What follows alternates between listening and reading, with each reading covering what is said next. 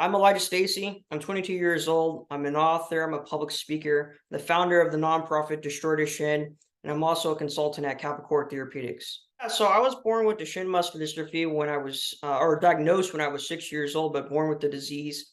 And we really started to notice the effects around five. I was trying to ride a bicycle and I couldn't. I couldn't keep up with my friends. I would fall to the floor frequently. I was walking on my tippy toes, all these things. And my mom eventually wanted me to get out of a booster seat. And so she went to measure my height against the wall, but I couldn't put my heels down flat on the floor. And so that's when we started going for testing to see doctors, doing blood work, and eventually a muscle biopsy and confirmed that I do have Duchenne muscular dystrophy.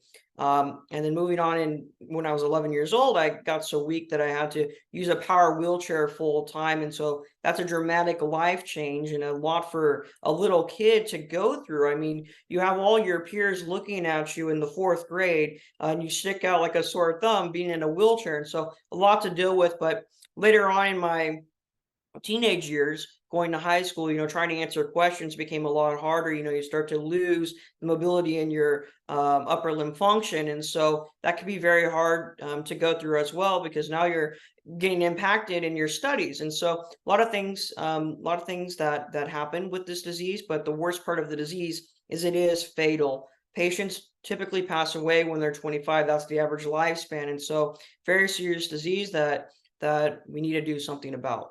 And on the human side of, how can Duchenne impact you, right, as a human being? And I think that, you can let it really bring you down, or you could choose to be positive. But I mean, it is hard, regardless if you want to take a positive outlook or not. A lot of your peers will go and play sports, right? And you won't be able to do that. Things will just be harder to do that the everyday person may take for granted, like eating food by yourself, or reaching for a book that's high up, and you can't do that. You need to ask for help, right? These things that make life a little bit harder for patients with Duchenne. And so I think that something that's really great that the CEO at Capricor says is that as patients get older, they lose milestones, where you look at, a healthy person and they get milestones. They learn how to drive at 16, or they go to their career, they're, advancing, they're accomplishing these life milestones, where patients are losing them. And so that's an unfortunate part about this disease.